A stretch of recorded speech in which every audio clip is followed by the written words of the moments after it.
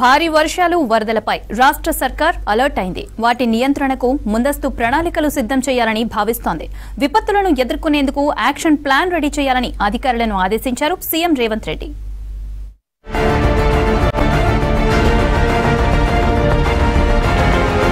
గత కొన్నేళ్లుగా సెప్టెంబర్, అక్టోబర్లో భారీ వర్షాలు వరదలు వస్తున్నాయి. దీంతో వేల కోట్ల నష్టం జరుగుతుండటంతో పాటు పదుల సంఖ్యలో జనం చనిపోతున్నారు.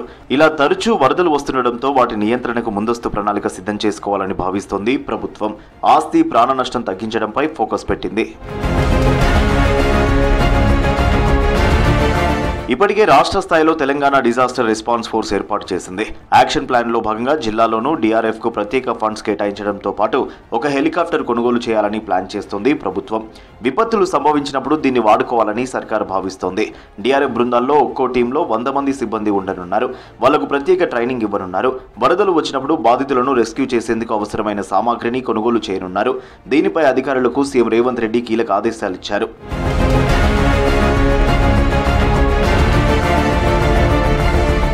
వర్షాలు, వరదలు వచ్చినప్పుడు అన్ని శాఖలు సమన్వయంతో పనిచేసేలా యాక్షన్ ప్లాన్ సిద్ధం చేయనుంది ప్రభుత్వం. ఇందులో పోలీస్, ఫైర్, రెవెన్యూ, హెల్త్, ఇరిగేషన్తో పాటు ఇతర విభాగాలను భాగస్వామ్యం చేయనుంది. గత 50 ఏళ్లలో కురిసిన వర్షాలు, వరదల సమాచారం సేకరించాలని నిర్ణయించింది. ఎప్పుడెప్పుడు ఎలాంటి మార్పులు చోటు చేసుకున్నాయి, ఎక్కడ ఎక్కువగా ఆస్తి, ప్రాణ నష్టం జరిగింది అనే వివరాలను పరిశీలించనుంది.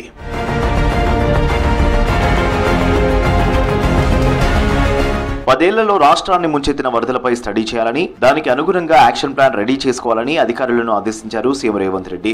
చెరువులు, నాలాల ఆక్రమణలను తొలగించేందుకు ప్రణాళిక సిద్ధం చేస్తున్నారు. తెలంగాణ వచ్చిన తర్వాత గత ప్రభుత్వం ఫ్లడ్స్ పై యాక్షన్ ప్లాన్ ను పట్టించుకోలేదనే ఆరోపణలున్నాయి. ఏటా వరదలు వస్తున్నప్పటికీ ఆ దిశగా చర్యలు తీసుకోలేదనే విమర్శలున్నాయి.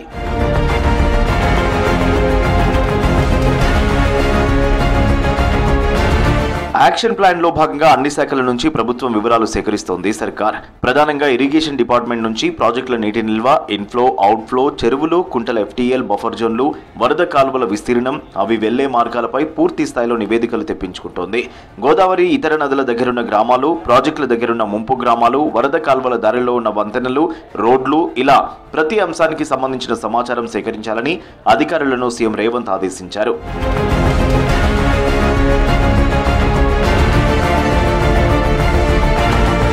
ఎక్కడ ఇబ్బందులు తలెత్తే అవకాశం ఉందో ముందే తెలిస్తే అక్కడ వరదలు వచ్చినప్పుడు ఈజీగా ఎదుర్కోవచ్చని భావిస్తున్నారు సీఎం. ఎప్పుడు వర్షాలు వస్తున్నాయి, ఏ కారణంతో ఎక్కువగా వర్షాలు పడుతున్నాయి, భారీ వర్షాల నమోదు శాతం ఎక్కడెలా ఉంది అనేది గత 50 ఏళ్ల డేటాను వాతావరణ శాఖ నుంచి సేకరించాలని అధికారులను ప్రభుత్వం ఆదేశించింది. భారీ వర్షాలు, వరదలు వచ్చినప్పుడు ఇతర రాష్ట్రాల్లో, దేశాల్లో ఎలాంటి చర్యలు తీసుకుంటున్నారనే దానిపైన స్టడీ చేయాలని తెలిపింది. NDRF మాడ్యూల్స్ ఆధారంగా యాక్షన్ ప్లాన్ రెడీ చేయనున్నారు. వరదల సమయంలో ఏ శాఖలు సమన్వయంతో పనిచేయాలి అనే దానిపైన కూడా నివేదిక తయారు చేస్తున్నారు.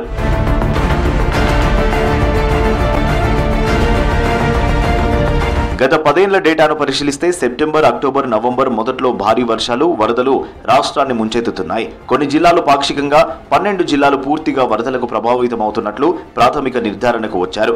ఇందులో ఖమ్మం, భద్రాద్రి కొత్తగూడెం, మహబూబాబాద్, జయశంకర్, భూపాలపల్లి, ములుగు, కొమరంభీం, ఆసిఫాబాద్, నిజామాబాద్, ఆదిలాబాద్, మంచిర్యాల, వరంగల్, హనుమకొండ, నిర్మలున్నాయి.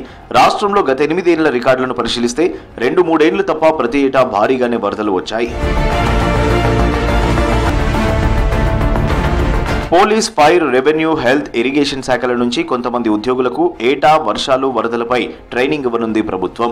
NDRF వచ్చేలోగా రాష్ట్రంలోని బృందాలు ముంపు ప్రాంతాల్లోని బాధితులను రక్షించేలా యాక్షన్ ప్లాన్ సిద్ధం చేస్తున్నారు.